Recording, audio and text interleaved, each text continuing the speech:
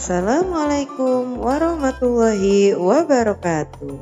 Selamat datang di Diseminasi Aksi Nyata Modul 1.4 Budaya Positif tentang posisi kontrol dan segitiga restitusi bersama saya Nur Widayanti SPD, calon guru penggerak Angkatan 9 SMP Islam Arif. Berikut adalah set presentasi yang akan saya tampilkan ketika diseminasi. Menurut Anda, apakah itu disiplin? Definisi disiplin adalah suatu kondisi yang terbentuk melalui serangkaian tindakan yang menunjukkan nilai-nilai kepatuhan dan ketaatan. Salah satu nilai karakter tersebut selalu ditanamkan guru di sekolah dengan harapan dapat menciptakan iklim belajar yang kondusif.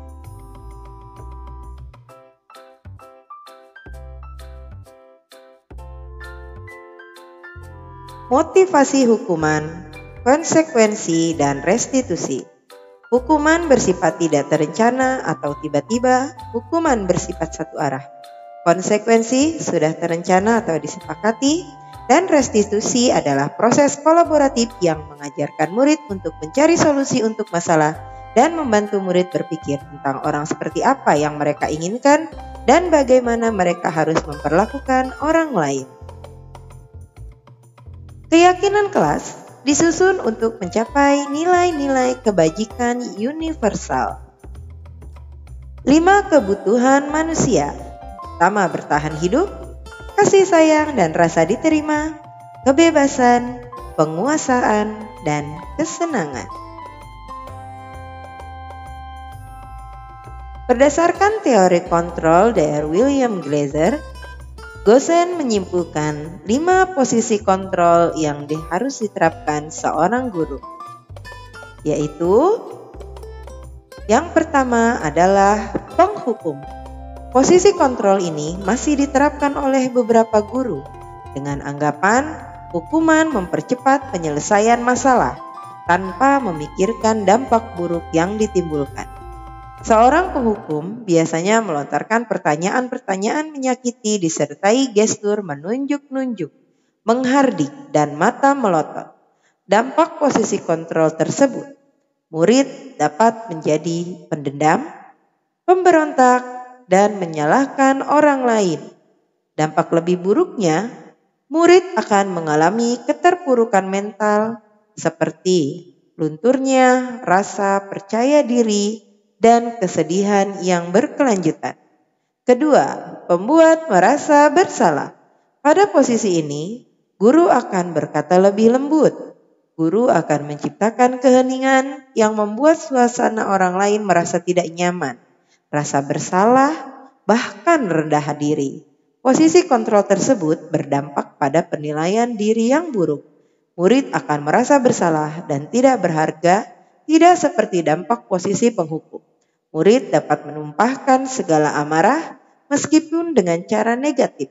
Murid dengan perasaan tertekan seperti ini yang tiba-tiba dapat meletus amarahnya sehingga dapat menyakiti diri bahkan orang lain. Keempat, posisi teman.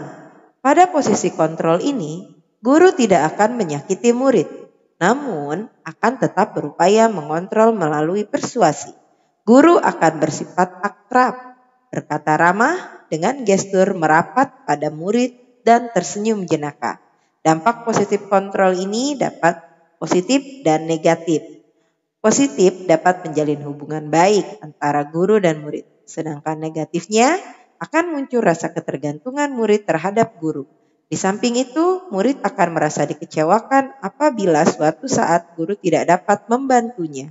Hal ini yang dapat timbul yakni murid akan berlaku baik hanya kepada guru tertentu. Pemantau atau posisi mengawasi. Ketika mengawasi, guru bertanggung jawab atas perilaku murid-murid yang diawasi. Posisi pemantau berdasarkan peraturan-peraturan dan konsekuensi dengan menggunakan sanksi atau konsekuensi. Guru dapat memisahkan hubungan pribadi dengan murid. Posisi tersebut berawal dari teori stimulus respon yang menunjukkan tanggung jawab guru dalam mengontrol murid.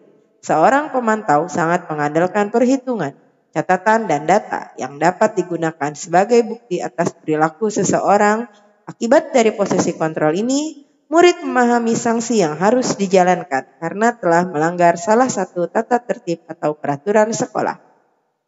Posisi kelima yakni manajer. Posisi di mana guru melakukan sesuatu bersama murid, mempersilahkan murid mempertanggungjawabkan perilakunya, mendukung murid agar dapat menemukan solusi atas permasalahan sendiri. Pada posisi ini, murid diajak untuk menganalisis kebutuhan sendiri maupun kebutuhan orang lain. Di sini, penekanan bukan pada kemampuan membuat konsekuensi, namun bagaimana dapat berkolaborasi dengan murid dalam memperbaiki kesalahan yang telah dilakukan. Dengan memposisikan diri sebagai manajer akan berdampak negatif bagi penguatan watak atau murid. Maksudnya berdampak positif. Berikut adalah identitas gagal, identitas berhasil atau sukses, dan identitas berhasil atau sukses kontrol diri. Identitas gagal yang harus dihindari adalah hukuman dan pembuat merasa bersalah. Identitas berhasil sukses kontrol dari luar adalah kita menjadi teman dan pemantau. Dan identitas berhasil sukses dalam kontrol diri yang membuat siswa menjadi menghargai dirinya sendiri adalah posisi manajer. Berikut nanti akan dijelaskan tahapan-tahapannya. Sebagai guru berbuat, guru berkata hasil, kaitan dengan dunia berkualitas, murid berkata dan dampak terhadap murid. Lalu setelah kita mempelajari ini, posisi kita sebagai apa selama ini? Disiplin positif melalui segitiga restitusi di sekolah. Apa itu segitiga restitusi? Mari kita bahas bersama-sama. Definisi. Segitiga restitusi merupakan proses untuk menciptakan kondisi bagi murid untuk memperbaiki kesalahan mereka sehingga mereka bisa kembali pada kelompok mereka dengan karakter yang lebih kuat. Berikut adalah tahapan dari segitiga restitusi.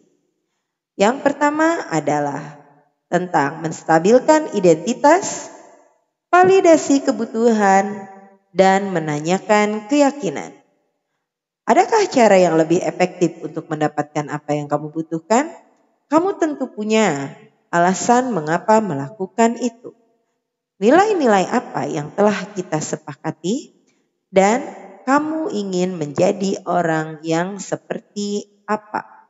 Itu adalah tahapan-tahapan dari segitiga restitusi yang harus kita lakukan bersama murid. Berikut adalah langkah-langkah penerapan segitiga restitusi. Yang pertama, menstabilkan identitas. Tujuannya untuk membuat anak yang merasa gagal karena berbuat salah menjadi positif terhadap dirinya. Ini adalah contoh-contoh yang harus dikatakan guru. Berbuat salah itu hal yang manusiawi. Tidak ada manusia yang sempurna. Bapak atau ibu juga pernah berbuat salah. Kita pasti bisa menyelesaikan permasalahan ini dan contoh lainnya. Langkah-langkah penerapan segitiga restitusi di validasi kebutuhan. Membantu murid mengenali kebutuhan dasar yang ingin dipenuhi ketika melakukan kesalahan itu.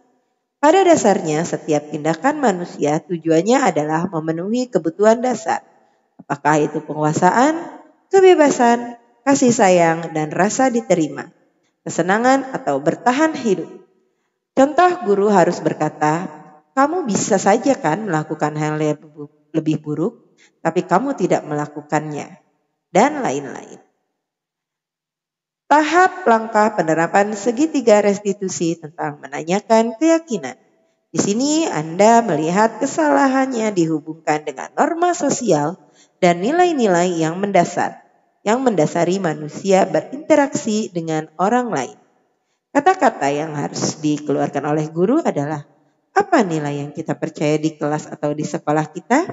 Nilai-nilai ini perihal apa yang telah kita sepakati? Kelas yang ideal itu kelas yang seperti apa? Kamu ingin jadi anak seperti apa? Dan sebagainya. Intervensi 30 detik. Intervensi ini bisa membantu murid kembali ke tujuan semula dengan cukup singkat dengan cara non-konfrontatif. Ini adalah pertanyaan-pertanyaan yang bisa diberikan kepada murid. Apakah kamu ingin berbuat lebih baik? Apakah saat ini kamu sedang menjadi orang yang sedang kamu inginkan? Apakah kamu bisa mengubah kegiatan atau perilaku kamu saat ini menjadi sikap yang lebih membantu? Apakah wajar membuat kesalahan? Bisakah kita memperbaikinya?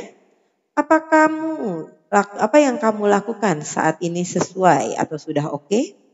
Kapan kamu siap untuk memulainya? Peraturannya apa? Sepertinya kamu punya masalah. Saya bisa bantu apa? Saat ini kamu seharusnya berbuat apa? Dan banyak lagi pertanyaan yang dapat kita gali. Akhirnya tujuan dari semua itu adalah pembelajaran yang interaktif. Budaya positif memiliki keterkaitan yang erat dengan pembelajaran interaktif dalam konteks pendidikan. Ketika mengintegrasikan budaya positif dalam pembelajaran interaktif, tujuan utamanya adalah menciptakan lingkungan belajar yang inklusif, memotivasi dan menginspirasi para siswa. Demikian slide saya. Selanjutnya yaitu video diseminasi budaya positif kepada Dewan Guru dan video membuat keyakinan kelas bersama murid. Selamat menyaksikan.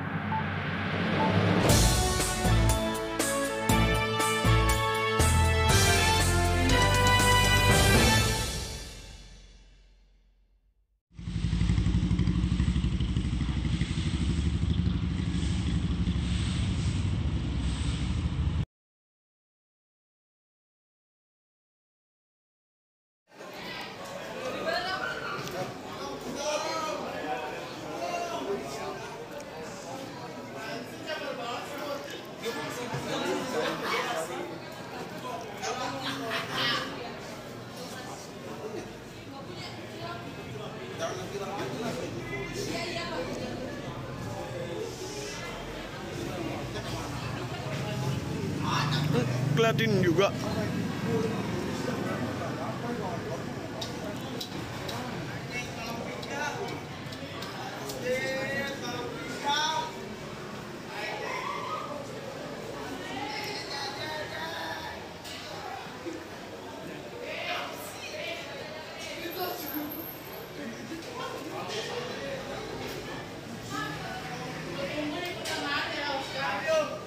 Saya masuk.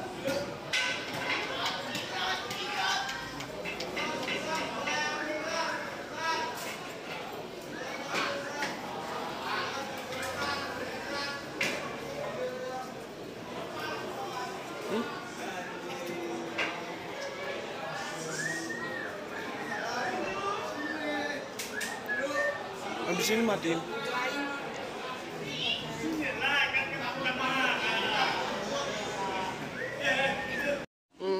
Assalamualaikum warahmatullahi wabarakatuh. Alhamdulillahirrahmanirrahim. Wabillahi nasta'in wa ala umuri dunya waddin.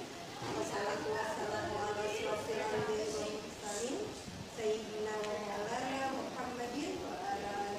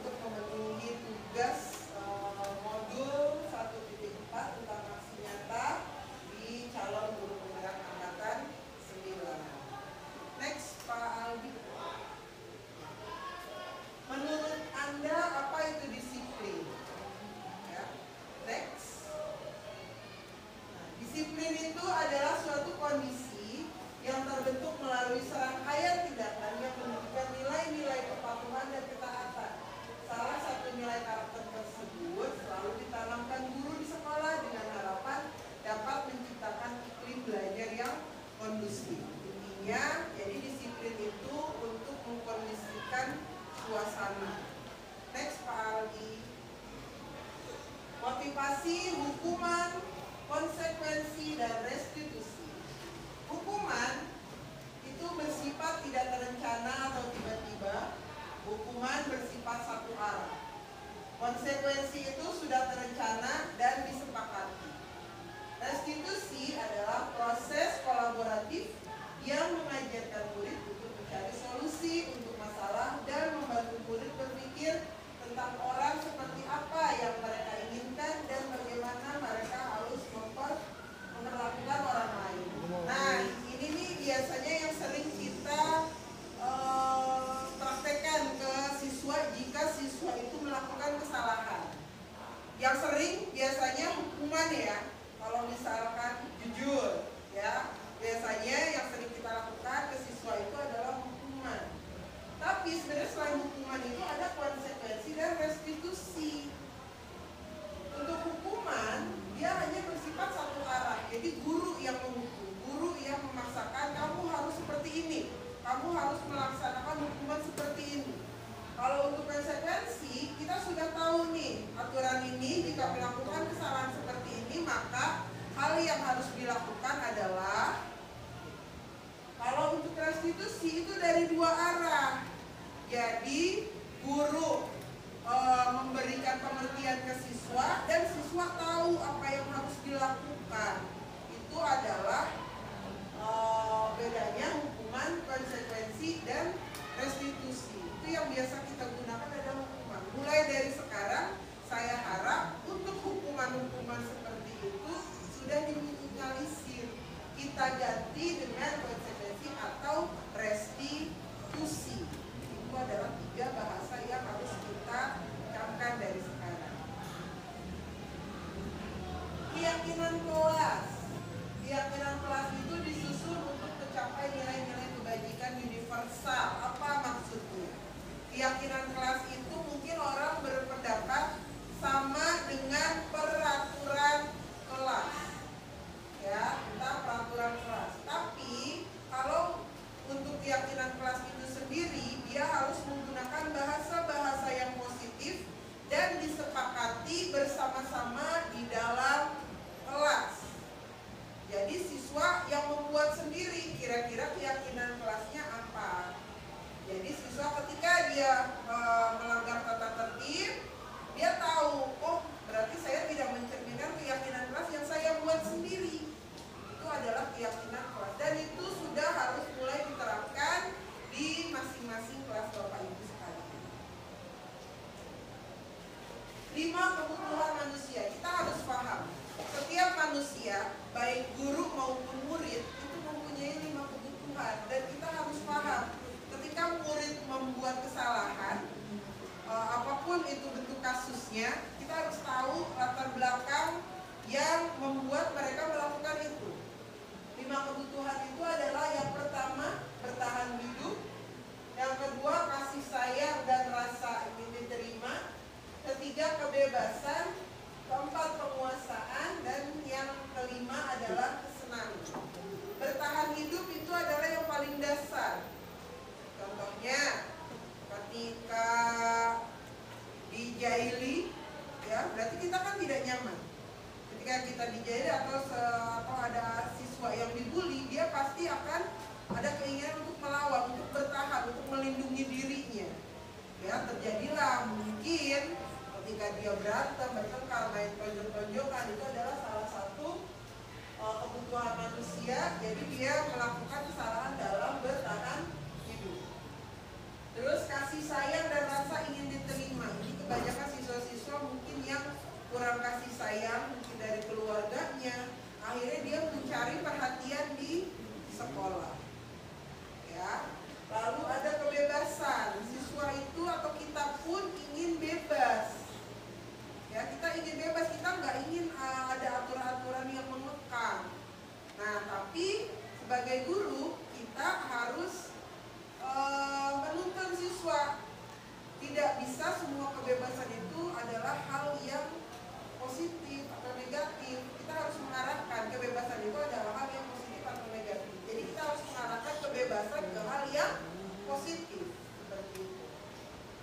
Ada juga penguasaan. 5 kebutuhan dasar manusia ingin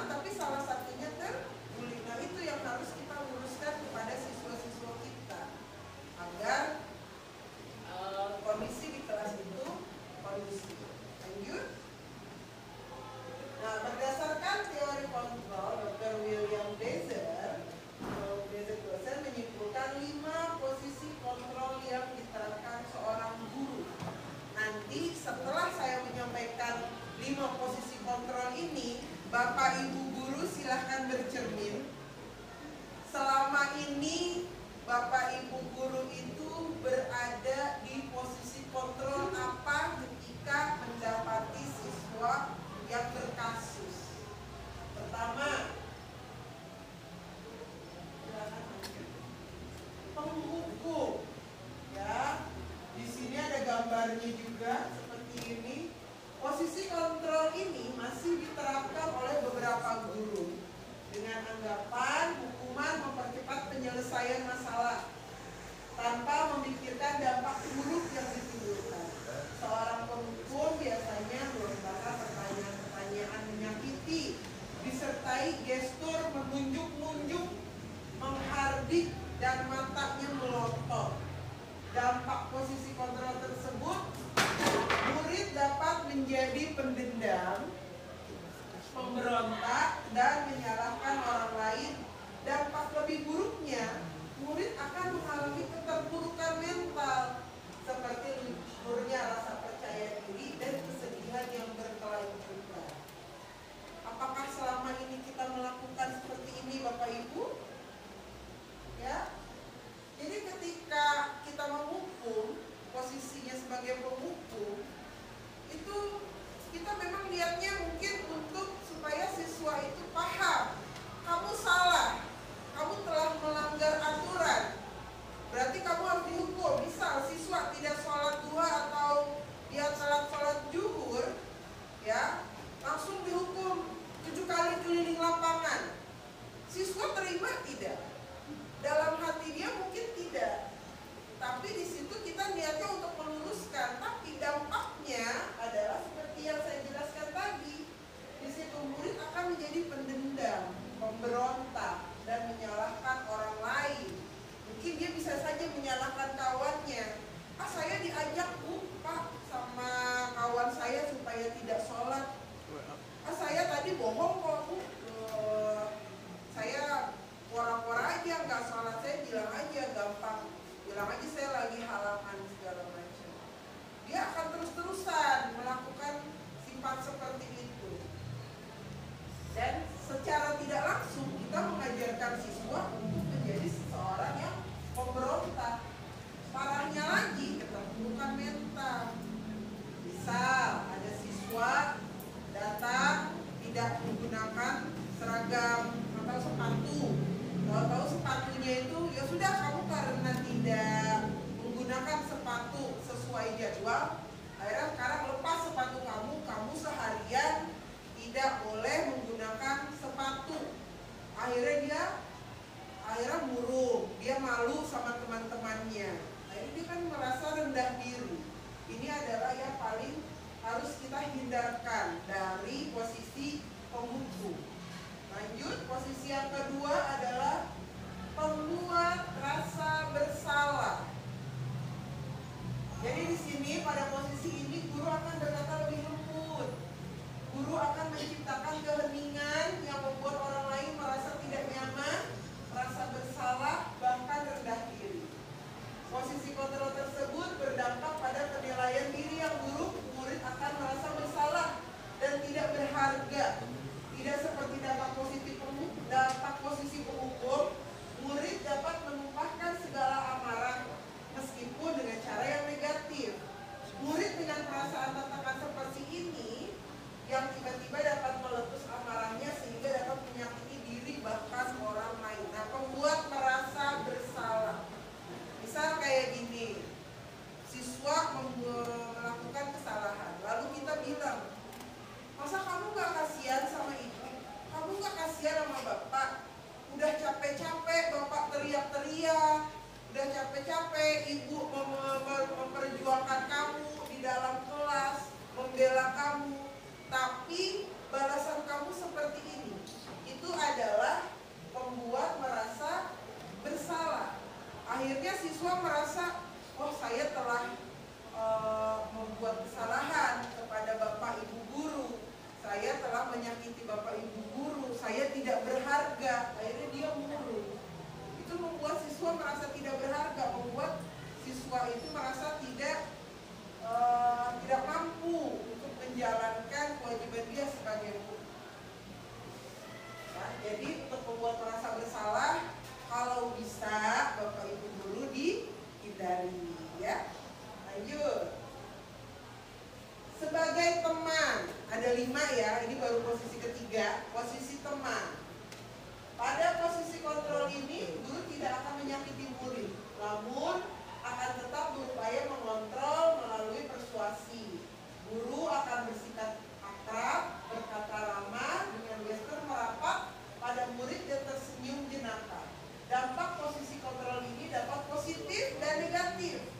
Positifnya dapat menjalin hubungan baik antara guru dan murid.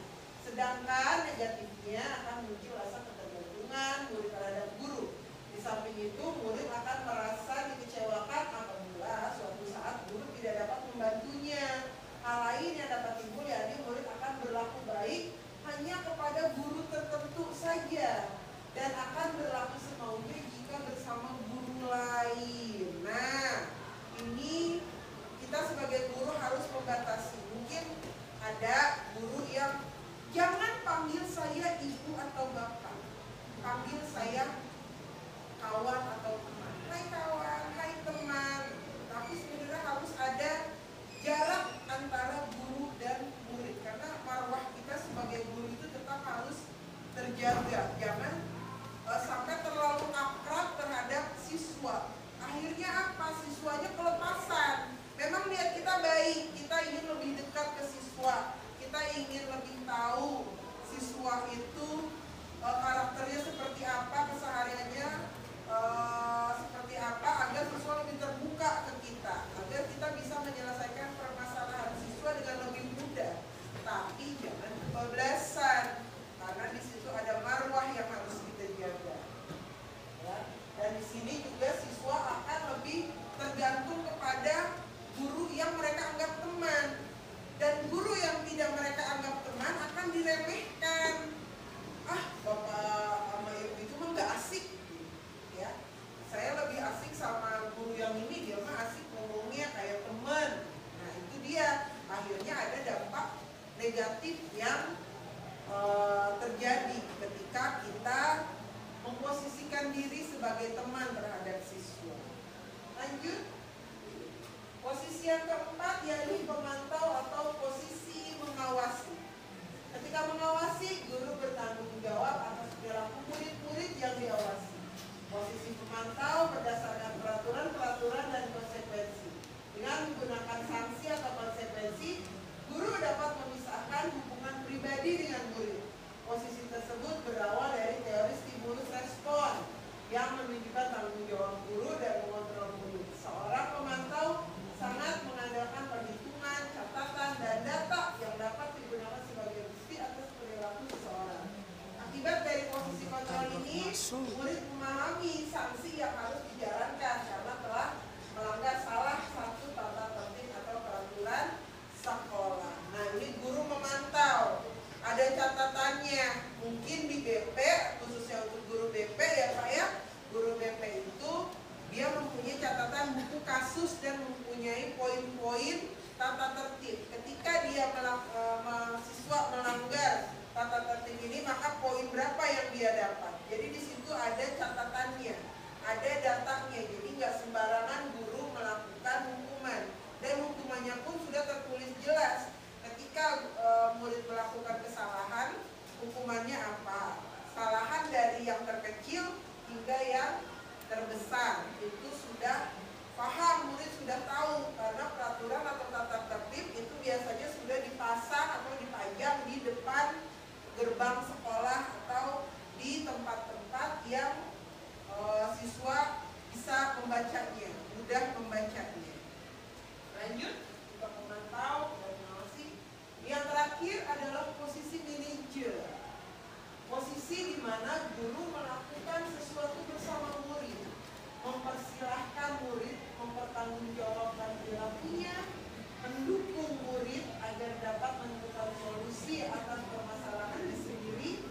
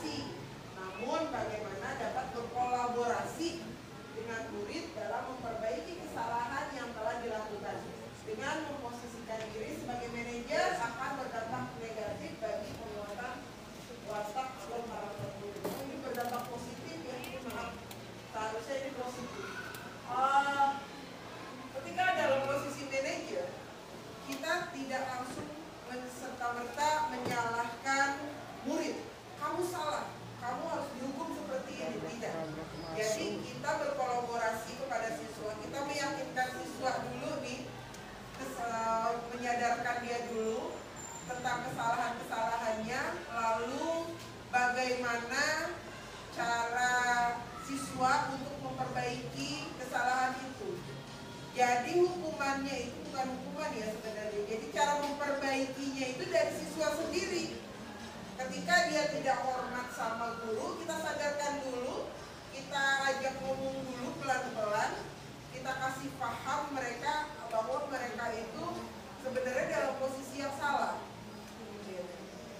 Biar mereka sadar. Ketika mereka sadar, kita kasih tahu bahwa semua orang juga pasti melakukan kesalahan. Gitu. Kita pun juga pasti melakukan, ibu bapak guru pun pernah loh melakukan kesalahan seperti itu. Tapi kamu tahu nggak dampaknya seperti apa ketika kamu melakukan kesalahan? Jadi kita bertanya kembali ke siswa, gitu. Kasih mereka sadar bahwa mereka itu telah melakukan kesalahan. Ketika mereka sudah paham salahnya, kita tanya, nah berarti ketika kamu salah berarti kamu sudah melanggar keyakinan kelas yang mana? Nah keyakinan kelas yang tadi lagi tuh yang sudah kita bahas di awal ya, kesepakatan kelas yang sudah dibuat oleh siswa sendiri dan disepakati secara bersama-sama secara di kelas itu ya. Jadi keyakinan kelas mana yang telah kamu langgar? Nah kalau misalkan melanggar berarti kamu tidak mencerminkan keyakinan kelas yang mana. Dan untuk memperbaikinya, kamu itu harus menjadi seperti apa?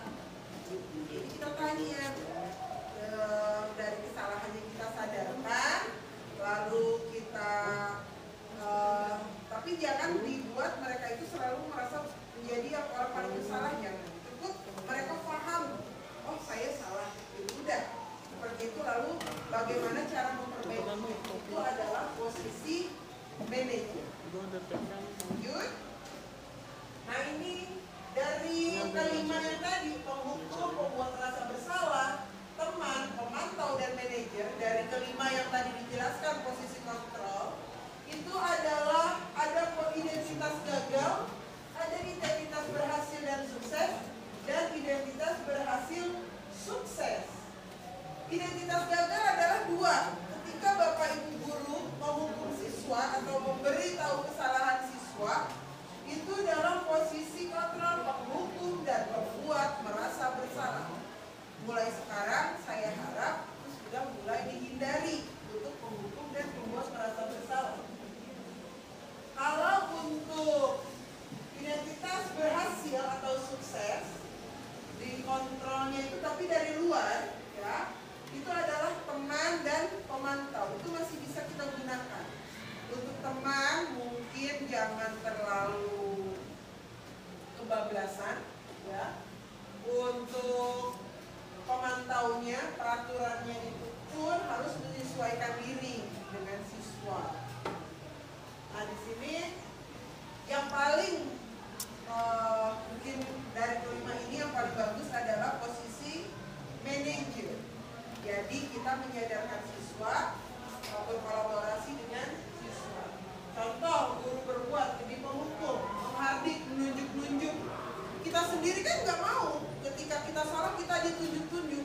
Bisa jadi kita nunjuk balik ketika ada kesalahan di jalan raya, ya misal senggolan mobil, sama-sama nggak terima, akhirnya main tunjuk-tunjukkan, main kata-kataan, akhirnya tidak ada titik temu yang kita dapati di situ. Ketika dalam penghukum, membuat merasa bersalah, berceramah, mengatakan seharusnya kamu seperti ini loh, ibu kecewa loh dengan perilaku kamu, itu tolong dihindari kata-kata seperti itu.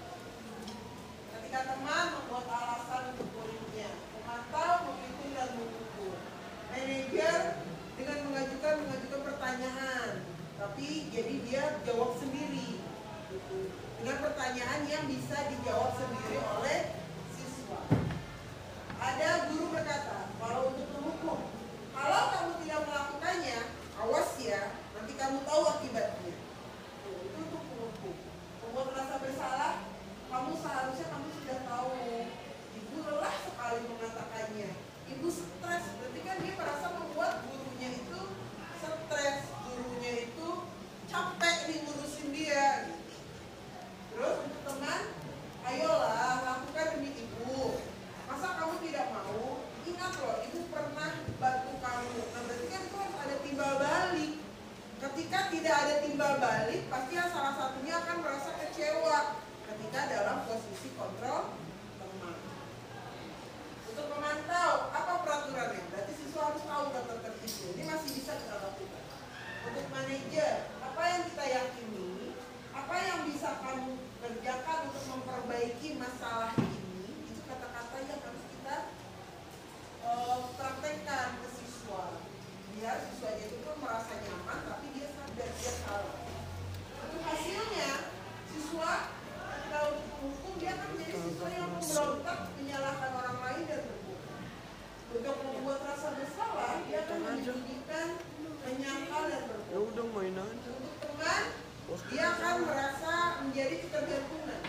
Untuk memantau, menyesuaikan diri bila diawasi, dan untuk manajer menguatkan pribadi. Jadi pribadi itu semakin kuat, ya semakin menjadi orang yang lebih baik. Untuk kalian dengan dunia berkualitas, murid meletakkan guru di dunia, di luar dunia berkualitas. Jadi gurunya itu dianggapnya bapak ini mah atau ibu ini mah tukang hukum terus, ya. Terus kalau untuk membuat rasa bersalah, murid meletakkan guru di dalam dunia berkualitas. Gurunya jadi yang berkualitas. Untuk teman, murid meletakkan guru sebagai orang yang sangat penting di dunia sangat berkualitas. Untuk memantau, murid meletakkan guru peraturan dan hukum di dunia yang berkualitas. Untuk manajer, murid meletakkan dirinya sebagai individu yang positif dalam dunia yang berkualitas. Jadi dia bukan menganggap gurunya saja, tapi sebagai dirinya juga yang berkualitas. Murid berkata, biarkan saja, nanti juga marah-marah lagi. Berarti murid udah kebal ketika kita omelin terus nih, ya. Ntar juga paling BP lagi, paling cuma diomelin doang, paling cuma disuruh nyikat pesek. Seperti itu, murid akan beranggapan seperti itu untuk posisi penghukum. Lalu untuk membuat rasa kecewa, maafkan saya, dia akan terus-terusan merasa bersalah. Untuk teman, saya mikir bapak itu teman saya, ternyata begitu. Itu ketika ada murid yang ketika gurunya itu tidak dapat membantu. Mungkin selama ini dianggap teman, dianggap membantu, tapi kan guru tidak selamanya ada waktu kosong untuk membantu murid tersebut. Ketika pada suatu saat guru itu sibuk dan tidak dapat membantu, dia akan dikirain ibu bisa bantu saya. Jadi dia merasa ada rasa kecewa. Berapa banyak bintang yang harus saya peroleh, berapa halaman yang harus saya tulis. Berarti dia ketika ada dari posisi memantau, dia berharap seperti ada pamrih. Ketika saya berbuat kebaikan, saya akan mendapat nilai bagus. Ketika saya melakukan sebuah prestasi, saya akan mendapat penghargaan. Seperti itu yang kita di posisi pemantau. Ada juga posisi manajer, bagaimana cara saya untuk memperbaiki keadaan. Jadi dia berpikir siswa itu, gimana ya saya supaya untuk memperbaiki keadaan saya, supaya keadaan itu kembali seperti semula, supaya baik-baik saja. Lalu dampak pada murid itu dia akan mengulangi kesalahan kalau kita sebagai posisi hukum.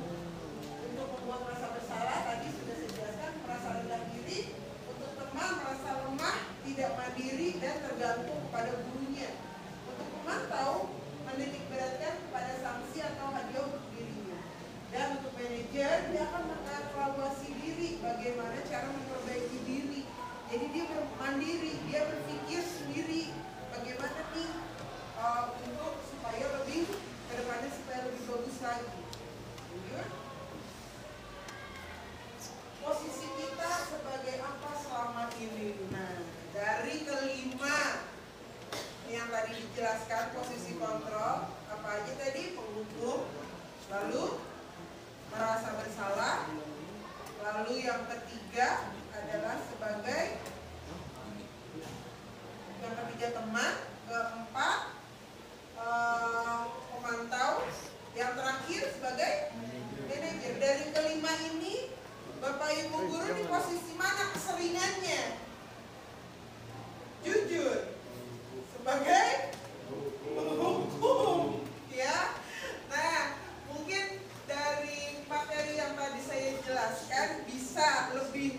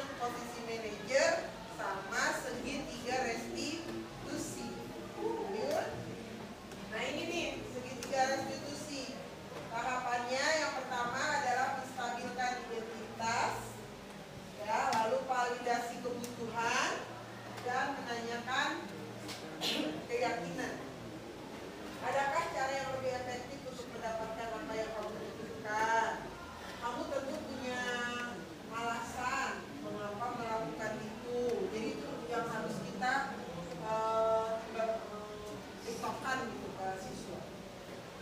Nilai-nilai apa yang telah kita sepakati dan kamu ingin menjadi orang seperti apa, itu yang harus sebenarnya yang harus kita terapkan ke siswa. Lanjut. Langkah-langkah menerapkan segitiga restitusi untuk menstabilkan identitas di sini, untuk membuat anak yang merasa gagal karena berbuat salah menjadi positif terhadap dirinya. Guru berkata, berbuat salah itu hal yang manusiawi. Tidak ada manusia yang sempurna. Bapak Ibu juga pernah buat salah. Kita pasti bisa menyelesaikan permasalahan ini. Bapak Ibu tidak tertarik untuk mencari tahu siapa yang benar, siapa yang salah. Bapak Ibu lebih tertarik untuk menyelesaikan masalah. Kalau kamu menyalahkan dirimu sendiri terus-menerus, maka kamu bersikap baik pada dirimu sendiri. Nah, ini kata-kata yang harusnya kita terapkan ke siswa dalam menstabilkan identitas. Lanjut, yang kedua adalah validasi kebutuhan. Membantu murid mengenali kebutuhan dasar apa yang ingin dipenuhi ketika melakukan kesalahan itu. Pada dasarnya, setiap tindakan manusia tujuannya adalah untuk memenuhi kebutuhan dasar. Apakah itu penguasaan, kebebasan, kasih sayang, dan rasa diterima. Kesenangan atau bertahan hidup. Nah, dari kelima kebutuhan dasar ini, mana nih siswa ini melakukan kesalahan itu atas dasar apa? Mereka tuh butuhnya apa? Dan kata-kata yang harus kita keluarkan ke siswa adalah, kamu bisa saja kan melakukan hal yang lebih buruk, tapi kamu tidak melakukannya. Kamu pasti punya alasan mengapa melakukannya. Apa yang penting bagi kamu? Dan kamu boleh tetap berusaha menjaga sikap itu, tapi tambahkan sikap yang lain dan yang baru. Maukah kamu belajar cara lain untuk mendapatkan yang kamu butuhkan tanpa harus mengumpul? Apakah kamu bisa melakukan yang lebih baik besok lagi? Ini kata-kata yang harus kita terapkan. Ya. Lanjut. Di dalam menanyakan keyakinan, anak melihat kesalahannya dihubungkan dengan norma sosial dan nilai-nilai yang mendasari manusia dan interaksi dengan orang lain. Kata-kata yang harus kita terapkan ke siswa adalah, apa nilai yang kita percaya di kelas sekolah kita? Nilai-nilai universal apa yang telah kita sepakati? Kelas yang ideal itu kelas seperti apa sih? Kamu ingin menjadi anak seperti apa? Apa yang kamu rasakan ketika kamu melakukan itu? Dan kamu menjadi orang yang seperti apa? Ini yang harus kita pertanyakan ke siswa agar siswa bisa menjawab kembali. Lanjut. Intervensi 30 detik. Intervensi ini bisa membantu murid kembali ke tujuan semula dengan cukup singkat dan dengan cara non-konfrontatif. Jadi selama 30 detik biarkan siswa berpikir. Lanjut.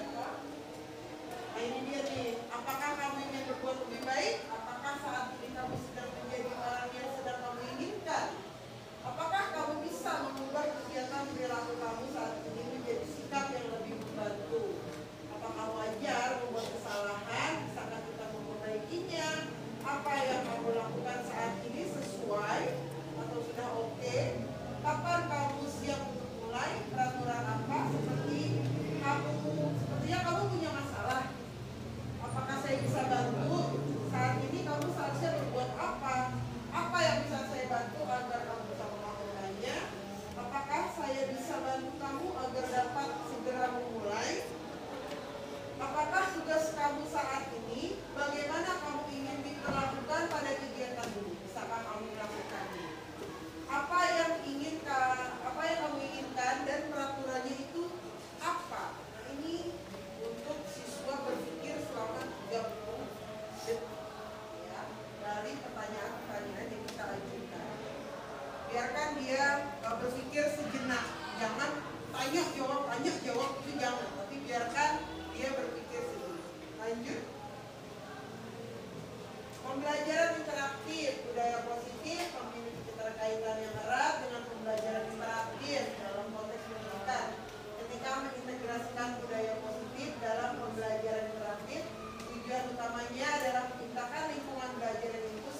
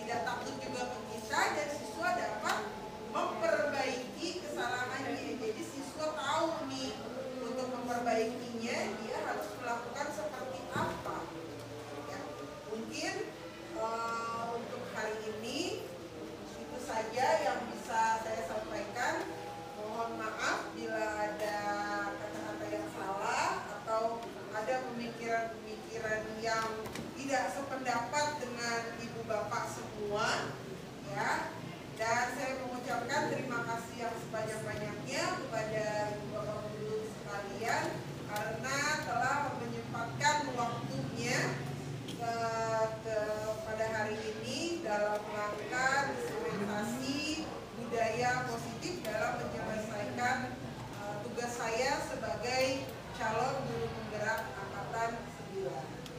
Ya. Akhirnya cukup sekian dari saya. Assalamualaikum warahmatullahi wabarakatuh. Beri tepuk tangan untuk kita semua. Warahmatullahi wabarakatuh. Waalaikumsalam warahmatullahi wabarakatuh. Ya, anak-anak, sekarang kita akan membuat tentang keyakinan kelas.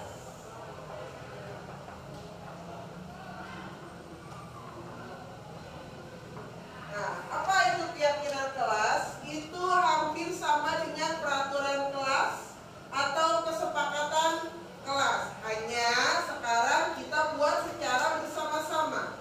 Nanti ibu bagikan kertas. Di situ kalian tulis nama kalian, lalu hal-hal yang boleh dilakukan atau yang tidak boleh dilakukan. Ya, yang dilakukan dan tidak dilakukan di kelas, khusus di kelas kalian. Nanti kita akan merumuskan secara bersama-sama. Keyakinan kelas itu akan dipakai di dalam kelas ini. Jadi kalian buat sendiri, kita buat secara bersama-sama. Ini dibagikan ya. Kalau dibagikan ke belakang. Kalau sudah selesai, kalian boleh maju untuk ditempelkan hasil kalian. Tulis namanya, lalu ditulis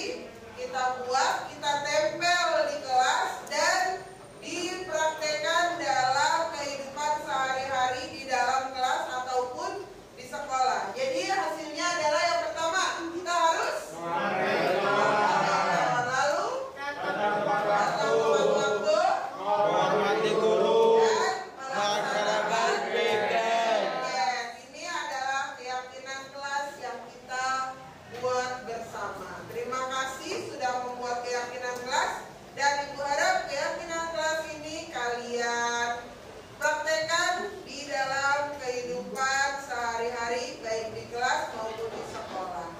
Ada lagi